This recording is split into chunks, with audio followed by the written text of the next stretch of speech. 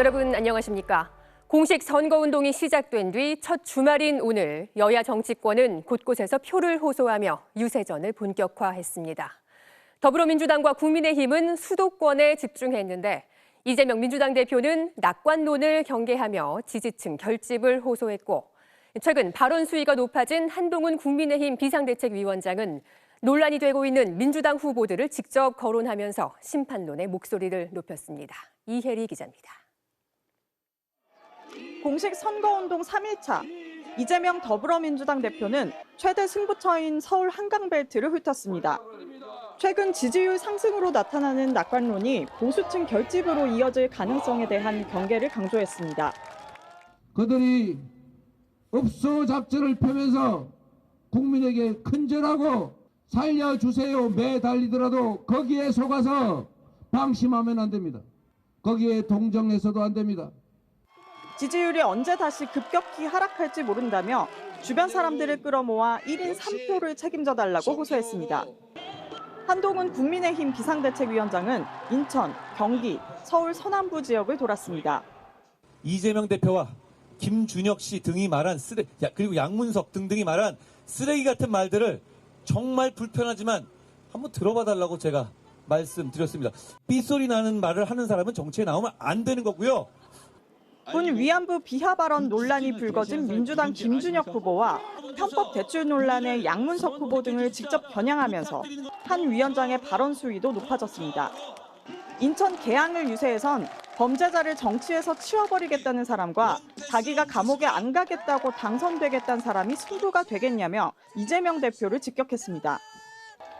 녹색정의당 지도부는 제주 4.3 노동자 대회에 참석한 뒤 제주을 강순아 후보 지원에 나섰고 새로운 미래 오영환 총괄선대위원장은 이낙연 상임고문이 출마하는 광주 지역 유세에 집중했습니다. 개혁신당도 지도부가 총출동해 경기 용인과 화성 지역구의 양향자, 이원욱, 이준석 후보 지지를 호소했고 조국혁신당은 군산, 익산, 광주, 여수 등에서 검찰 독재 정권 심판을 내세우며 새몰이에 나섰습니다. MBC 뉴스 이혜리입니다. 대학생 딸 명의로 11억 원의 사업자 대출을 받아 아파트 구입 대출금을 상환하는 데 쓴 민주당 양문석 후보. 양 후보는 업계의 관행에 기대 경계심이 무너졌다며 편법 대출에 대해 사과한다고 했습니다. 다만 사업자 대출을 먼저 제안한 곳은 새마을금고로 사기 대출은 아니라며 관련 뉴스를 보도한 언론사를 형사 고소하겠다고 했습니다. 박윤수 기자의 보도입니다. 민주당 양문석 후보가 대학생 딸 명의로 11억 원의 사업자 대출을 받은 데 대해 사과했습니다. 국민의 눈높이에 맞지 않는 편법 대출이었다고 생각합니다. 저희들이 잘못한 건 잘못한 것입니다. 지난 2020년 빚을 내고 30여억 원짜리 아파트를 구입한 뒤 낮은 이자 대출을 알아보는 과정에서 새마을금고가 먼저 사업자 대출을 받으라고 제안했다고 했습니다.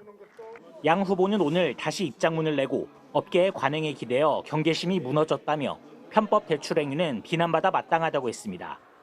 돈을 빌려준 새마을금고를 상대로는 대출금이 대출 명목으로 제대로 사용되는지 한 번이라도 확인 과정을 거쳤냐고 따져 묻기도 했습니다. 사업자 대출을 받으려면 사업자 등록증은 물론 사업 관련 물품을 구입한 목록까지 제출해야 하는 것으로 알려졌습니다. 업계의 관행에 기대어 편법 대출을 받았다고 인정한 양 후보의 사업자 대출 과정에도 이러한 서류들이 사용됐을 것으로 보입니다.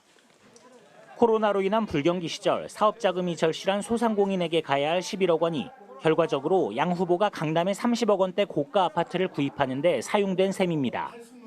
양 후보는 이러한 과정을 사기 대출이라고 보도한 언론사를 고소하겠다고 했습니다. 이재명 대표는 오늘 유세 과정에서 정치인의 자격을 강조하며 부동산 투기에 대한 경고를 보냈습니다. 부동산 투기나 하고 평생 잘 먹고 잘 살다가 더 잘 살아보겠다고 더 많은 권력 가져보겠다고 나오는 사람들 여러분이 잘 가려보셔야 합니다. 민주당은 양 후보의 거취에 대해선 입장을 내놓지 않고 있습니다. MBC 뉴스 박윤수입니다. 공식 선거운동 기간에 빼놓을 수 없는 볼거리가 바로 정당마다 내놓는 TV 광고죠. 이번 총선에서도 단 몇십 초 안에 유권자들의 마음을 사로잡기 위한 아이디어 전쟁이 벌어지고 있습니다. 손하늘 기자가 전해드립니다. 더불어민주당은 영화 예고편 형식의 홍보 영상을 선보였습니다. 김건희 여사의 계좌와 돈이 주가 조작 세력에게 이재명 대표의 실제 유세 장면을 조각조각 모아 이번 선거는 국민과 국민의힘의 대결이라는 정권 심판론을 선명히 했습니다. 국민이 맡긴 예산으로 사적 이익을 세웠기 때문에 이제 너희들을 각오다. 비례연합정당 더불어민주연합은 후보들이 직접 연기에 뛰어들었습니다. 민주화 연합이 더불어 투표로 심판하러 갑니다. 민주진보진영의 대표적 비례정당임을 강조해 조국혁신당을 견제하는 전략도 엿보입니다. 국회의원 수를 줄인다고? 아니 못하지. 지금 합니다. 국민의힘은 공식 선거운동 돌입에 맞춰 한동훈 총괄선거대책위원장이 등장하는 홍보 영상을 공개했습니다. 국회의원 불체포특권 포기와 의원 정수 감축 등 한 위원장이 발표한 5대 정치개혁 과제를 총선 승리 즉시 실천한다는 다짐을 담았습니다. 정치개혁 국민의힘이 지금 합니다. 기호 2번 국민의힘. 위성정당 국민의 미래는 여러 직업군을 조명하며 생활 속 문제를 해결하는 정치를 강조합니다. 4월 10일은 여의도 정치를 끝내는 날. 새로운 미래는 당의 상징인 민트색 페인트를 거대 양당의 색깔 위에 새롭게 덧칠하는 광고를 만들었습니다. 권력 심판 못하는 거대 야당. 진정한 민주주의 미래가 거기에 있습니까? 거기 없어요. 조국혁신당도 쇄빙선이 얼음을 헤치고 나아가는 영상을 앞세우며 극한의 여야 대치로 얼어붙은 전국을 깨부수겠다고 강조했습니다. 더 빠르게, 더 강하게, 더 선명하게 싸우겠습니다. 녹색정의당은 이번 총선에서 TV 광고를 내지 않기로 했고 개혁신당과 자유통일당은 제작 여부를 검토 중입니다. MBC 뉴스 손아래입니다. 어제보다 조금 나아지긴 했지만 오늘도 미세먼지로 답답한 하루를 보내야 했는데요. 벚꽃도 다 피지 않아서 봄꽃 명소들도 한산한 모습을 보였습니다. 전북과 경북 지역에는 때 아닌 우박까지 쏟아져 상춘객들의 아쉬움을 더했습니다. 송서영 기자입니다. 지난해 4월 1일 만개한 벚꽃을 보러 하루 50만 명이 찾아왔던 서울 윤중로. 하지만 지금은 벚꽃이 핀 나무를 찾기 힘듭니다. 여의도 봄꽃 축제 개막 이틀째지만 아직 벚꽃이 제대로 피지 않은 나무들이 많습니다. 벚꽃이 없어 일찍 피는 개나리와 살구꽃으로 아쉬운 마음을 달래는 시민들. 저희는 사진으로만 여의도 벚꽃 축제를 봤었는데 사진처럼 많이 안 핀 건 좀 아쉽지만 그래도 너무 좋아요. 봄이라서 그냥 다 좋아요. 지난해 여의도 봄꽃 축제가 따뜻한 날씨와 봄비로 꽃이 일찍 떨어지자 올해는 축제를 앞당겼는데 예상이 빗나간 겁니다. 지역 벚꽃 축제도 비슷한 상황. 여기에다 전북과 경북, 대구 지역에는 갑자기 우박까지 쏟아졌습니다. 얼음이야, 만져봐봐. 지름 1cm 이하의 우박은 한두 시간 내리다 그쳤습니다. 벚꽃도 없는 벚꽃 축제에 우박까지 내린 하루였지만 아이들은 아랑곳하지 않고 봄을 즐겼습니다. 행복하고 신나요. 추워서 밖에 못 놀았는데 지금은 따뜻해서 자주 놀 수 있어서 좋아요. 가족끼리 연인끼리 돗자리에 앉아 여유로운 시간을 즐기는 시민도 많았습니다. 오랜만에 이렇게 따뜻한 날씨 속에서 친구들과 야외 활동하고 싶었고 또 하늘을 보니까 괜찮을 것 같아서 나왔습니다. 나오니까 너무 좋네요. 한편 서울 도심에서는 부활절을 하루 앞두고 만여 명이 참여하는 기독교 단체의 대규모 퍼레이드가 열렸습니다. MBC 뉴스 송서영입니다. 국회의원 선거 사전투표소에 불법 카메라를 설치한 남성에 대해 경찰이 구속영장을 신청했습니다. 경찰은 이 남성이 지금까지 드러난 26곳보다 많은 전국 40여 곳에 카메라를 설치했을 것으로 보고 수사를 확대하고 있습니다. 유현준 기자입니다. 경남 양산의 한 행정복지센터에 마스크를 쓴 남성이 벽에 무엇인가를 설치합니다. 통신 장비를 가장한 불법 카메라입니다. 유튜브 방송을 통해 개표 조작을 주장해온 40대 남성이 부정선거를 감시하겠다며 몰래 설치한 겁니다. 행정안전부는 어제 긴급 점검을 통해 사전투표소 26곳에서 불법 카메라가 발견됐다고 밝혔습니다. 옛날 팔보니까 이런 거 다 자세히 말해보니까 있더라고요. 똑같은 게 있으니까 놀라고. 하지만 경찰에 붙잡힌 남성은 이달 초부터 전국 7개 시도 투 개표소 40여 곳에 카메라를 설치했다고 진술했습니다. 이에 따라 경찰은 실제 설치 장소에서 범행이 추가로 이뤄졌는지 확인하고 있습니다. 또 해당 남성과 같은 차량을 타고 이동한 70대 남성을 공범으로 보고 입건해 조사하고 있습니다. 경찰은 건조물 침입과 통신비밀보호법 위반 혐의로 40대 남성에 대한 구속영장을 신청했습니다. 손에 상자를 든 여성이 길을 걷다 무언가를 발견한 듯 방어할 태세를 갖춥니다.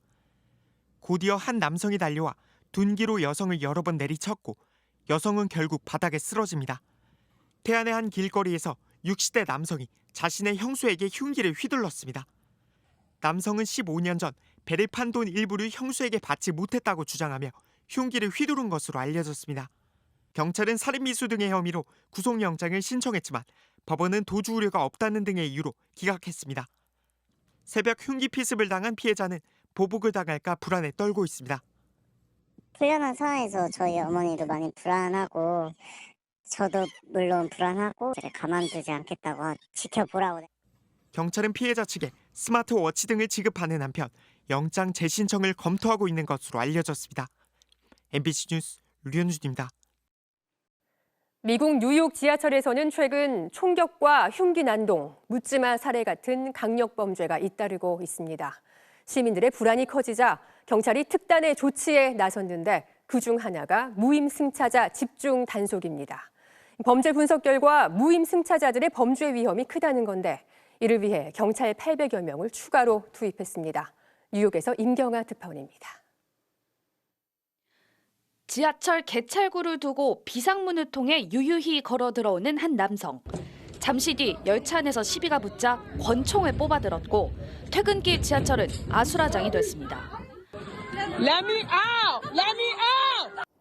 뉴욕시는 경찰관 800명을 투입해 개찰구를 뛰어넘거나 기어서 들어오는 무임승차자 집중 단속에 돌입했습니다. 이른바 페어플레이 작전.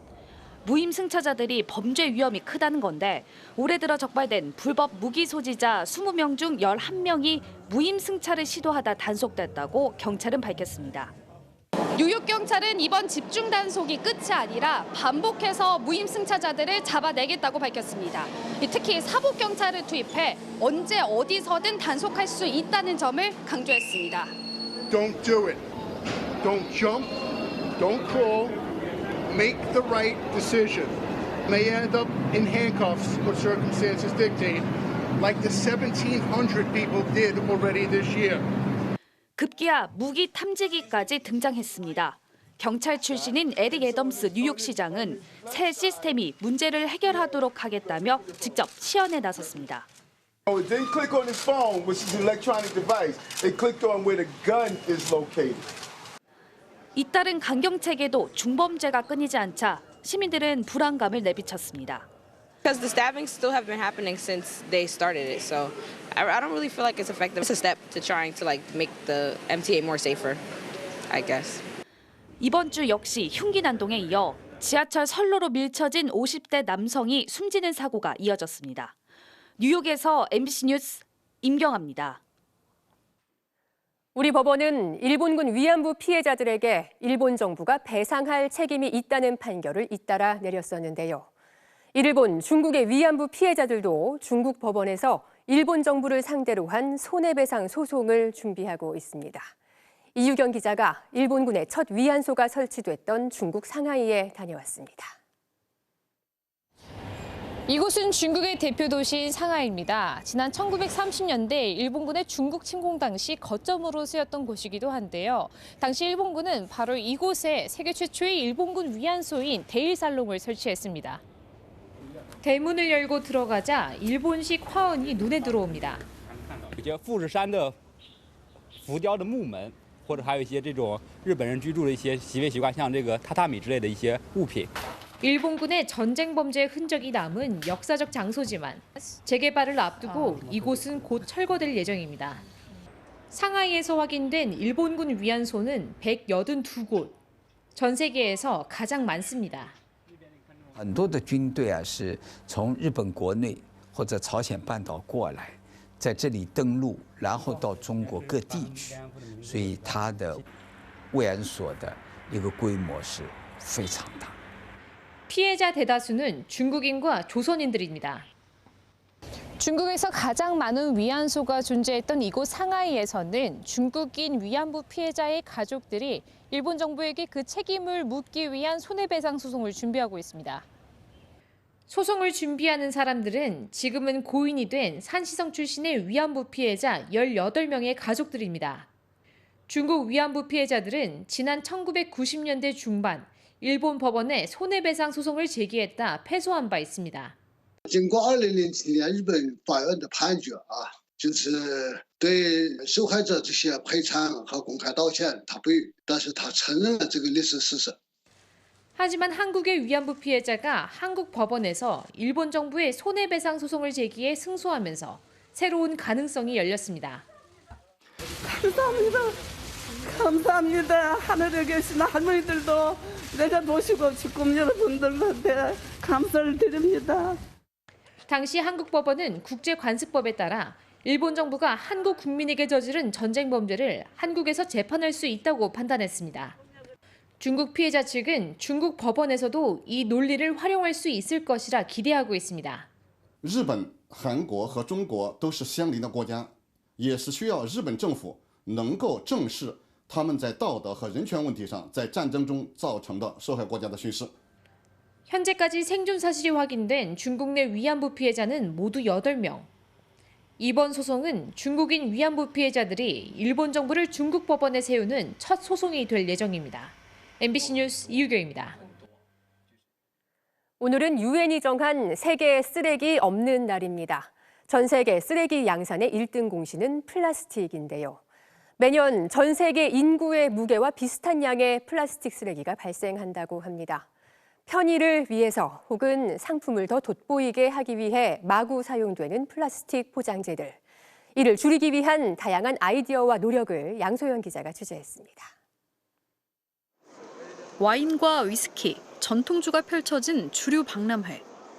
우리에게 익숙한 초록색 유리병 제품도 있습니다. 당연히 소주겠거니 싶었는데 맛을 보니 순수한 물이었습니다. 지금까지 그냥 소주만 담아서 팔았기 때문에 이건 소주병이라고 생각하는 거죠. 물을 담으면 물병이 되는 거예요. 초록색 유리병일 뿐인 거죠. 생수업체는 왜 굳이 이 초록색 병을 택했을까? 플라스틱을 덜 쓸 수 있고 재사용하기도 훨씬 쉽기 때문이라고 말합니다. 특히 소주병과 맥주병은 주류 업체가 수거해 몇 번이고 재사용합니다. 우리나라에서 1년간 소비되는 생수가 500ml 기준으로 대략 한 56억 병이 돼요. 대부분의 음료 용기들이 페트병에 담겨서 유통되고 있단 말이죠. 그 플라스틱의 양은 어마어마하겠죠. 마치 이중 용기처럼 투명한 병 안에 들어간 실리콘 용기. 이른바 이너보틀입니다. 병 대신 실리콘 용기에 화장품을 넣으면 잔여물 없이 다 쓸 수 있다고 합니다. 그럼 이 화장품 과연 실제로 얼마나 비워지는지 제가 한번 직접 짜보겠습니다. 보시면 이렇게 화장품이 거의 다 비워졌고요. 그리고 이너보틀 용기는 바람 빠진 풍선처럼 완전히 찌그러졌습니다. 게다가 실리콘 용기만 제거하면 병 재사용도 쉽습니다. 이 용기가 오염이 되면 그걸 닦아내는 게 너무 힘들기 때문에 재활용이 안 되는 거거든요. 이너보틀 같은 경우에는 내용물이 닿지 않으니까 완벽하게 재활용할 수 있다. 공장에서나 볼 법한 커다란 원료통들. 안에 담겨 있는 건 각종 세제와 화장품입니다. 커피와 차 같은 식자재도 있습니다. 포장 용기를 없애고 알맹이만 팔아서 이름도 알맹 상점입니다. 손님들은 용기를 직접 챙겨옵니다. 기후위기 시대라고들 많이 이야기를 하는데 물건을 살 때 불필요하게 많은 쓰레기들이 생기잖아요. 이제 그 쓰레기들을 많이 줄여서 일회용 포장재를 퇴출하려는 움직임은 해외에서 더욱 활발합니다.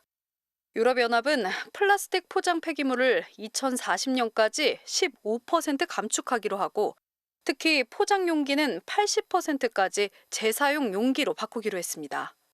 수십 번이나 수백 번 사용을 할 수 있다면 일회용 플라스틱 컵을 수십 개나 수백 개를 절약을 할 수가 있는 것이죠. 디자인을 할 때부터 시장에서 여러 번 순환이 돼서 사용이 될 수 있게. MBC 뉴스 양소연입니다. 일형 당뇨를 아십니까? 몸속에서 인슐린을 만들지 못해 평생 인슐린 주사를 맞으며 살아가야 하는 질병입니다. 세상의 편견과 싸우는 것도 환자들을 힘들게 한다는데요. 박소희 기자가 이들의 이야기를 들어봤습니다. 올해 중학교 3학년인 성희가 허리에 찬 인슐린 자동 주입기를 능숙하게 교체합니다. 구급 상자에 가득한 인슐린 약과 주사기들. 돌 때 일형 당뇨 진단을 받고 7살 때부터 인슐린 주사를 스스로 놓아온 성희의 배에는 주사 자국이 사라질 날이 없습니다. 어쩔 때는 10분 간격으로 혈당을 체크하고 했었거든요. 그러니까 여기가 걸레처럼 너덜너덜해지니까 더 이상 찌를 데가 없어서 발 뒤꿈치나 발가락 하다못해 종아리도 찌르고. 행여 성희의 혈당이 떨어질까? 엄마는 365일 24시간 내내 혈당계의 수치에서 눈을 떼지 못합니다. 어릴 때부터 거의 3시간 간격으로 알람을 맞춰놓고 그냥 밤을 새는 거예요. 자는 중에 저혈당이 와서 아이를 잃을 뻔했던 기억이 제일 크고요.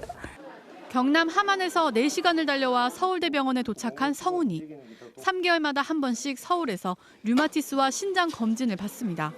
지역 병원에서는 일형 당뇨 환자인 성훈이를 전문적으로 치료해줄 선생님을 만나기 어렵기 때문입니다. 운동을 해야 혈압도 좋아지고 콩팥도 부담이 덜 생기고 당도 조절이 되지. 혈당 체크와 주사보다 더 힘든 건 학교 친구들의 따돌림이었습니다. 친구들이랑 어울리는 게 가장 힘들었어요. 아예 근처에 안 오는 게 가까이 오지 말라고 옮는다고 그냥 혼자 있으면 편했었어요. 일형 당뇨는 췌장의 기능 이상으로 인슐린이 아예 분비되지 않는 병입니다. 평생 몸에 인슐린을 주입해야 하고 완치도 불가능합니다. 치료비는 물론 인슐린 주사기와 연속 혈당 측정기 등을 구입하는데 매달 수백만 원이 들어갑니다. 나는 다른 애들과 왜 다르지? 매일매일 좀 잠들기 전에 약간 부모님이 나를 낳지 않았으면은 우리 집이 가난해질 필요도 없었을 거고 좀 태어나지 말았을 걸. 국내 일형 당뇨 환자는 5만 6천 명가량. 혈당 관리를 환자 스스로 해야 하지만 도움을 받을 곳은 턱없이 부족합니다. 공식적으로 이렇게 있는 건 서울대병원밖에 없어요. 저희도 복지각께서 도움을 주셔갖고 국가가 변하지 않으면 이거는 절대 변할 수가 없는 시스템이에요. 일형 당뇨 환자의 요양비 지원이 지난 2월부터 늘어났지만 대상자는 소아청소년 환자들로 전체 환자의 7%에 불과합니다. 환자들은 완치가 불가능한 일형 당뇨를 중증 질환으로 인정해달라고 촉구하고 있습니다. MBC 뉴스 박소희입니다. 질병관리청은 전남 완도군과 제주시에서 일본 뇌염을 매개하는 작은 빨간집 모기가 확인됐다며 전국에 일본 뇌염 주의보를 발령했습니다. 올해 주의보 발령은 작년보다 7일 늦었는데 남부 지역의 3월 평균 기온이 작년보다 낮아져 모기의 활동이 늦어진 것으로 추정됩니다. 일본 뇌염 바이러스에 감염되면 대부분 발열과 두통 등 가벼운 증상이 나타나지만 드물게 뇌염으로 진행될 경우 고열과 발작, 마비 등으로 이어질 수 있습니다.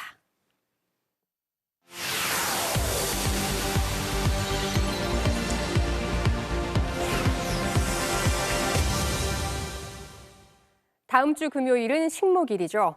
북한에도 우리 식목일에 해당하는 식수절이 있습니다. 다만 우리와 다르게 3월인데요. 북한은 나무 심기가 곧 애국이라며 올해 유독 식수절의 의미를 강조하고 있는데 그 속사정은 뭔지 통일전망대 최유찬 기자가 살펴봤습니다. 청년과 근로자, 군인뿐 아니라 최룡해 상임위원장 등 북한 고위급 간부들까지 총출동해 나무를 심습니다. 나무를 심는 사업은 우리 당의 정책을 심고 순결한 애국의 마음을 심으며 양심을 묻는 사업입니다. 북한 매체들은 모든 산을 보물산 황금산으로 만들기 위해 나무 심기에 애국의 열의를 바쳐라 연신 독려하고 특히 올해는 지방발전 정책 이행을 위해 어느 때보다 목재 생산이 중요하다며 식수절의 의미를 부각하고 나섰습니다.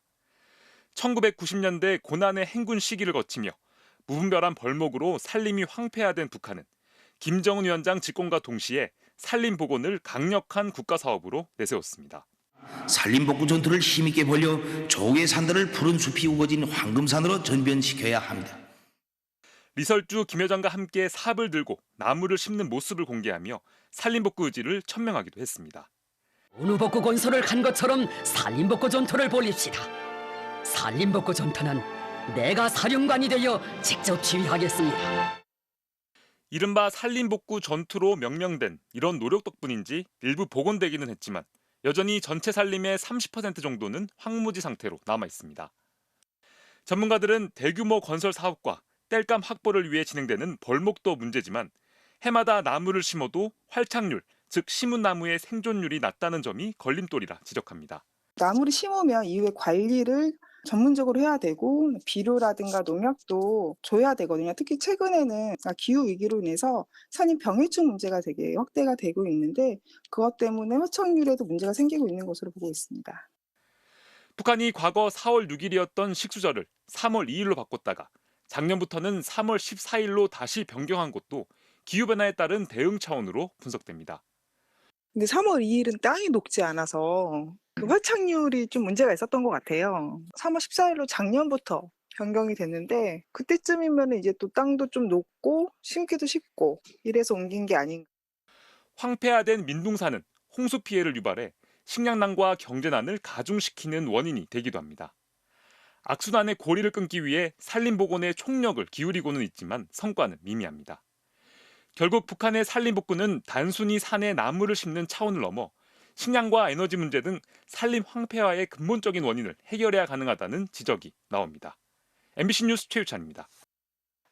프로야구에선 한화가 파죽의 6연승을 질주하며 개막 초반 돌풍을 이어갔습니다. 박재용 기자입니다.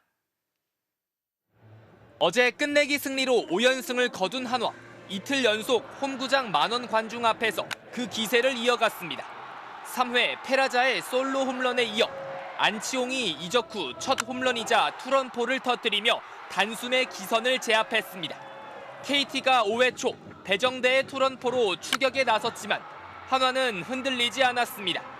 5회 말 임종찬의 3루타에 이어 하주석의 적시타로 점수차를 다시 벌렸고 7회 문현빈의 2타점 2루타로 승부의 쐐기를 박았습니다.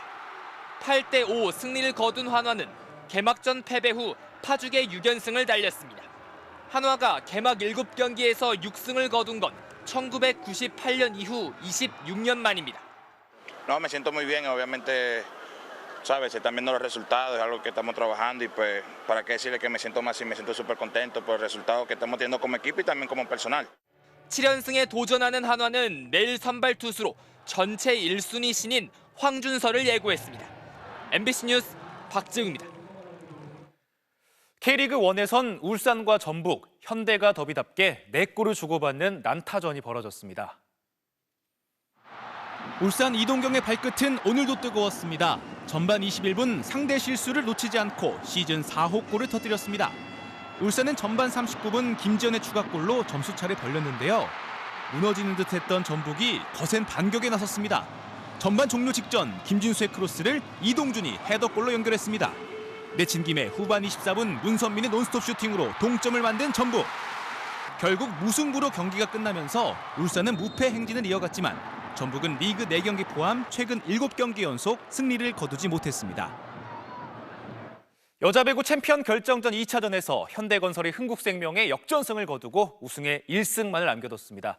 토요일 밤 스포츠 뉴스였습니다.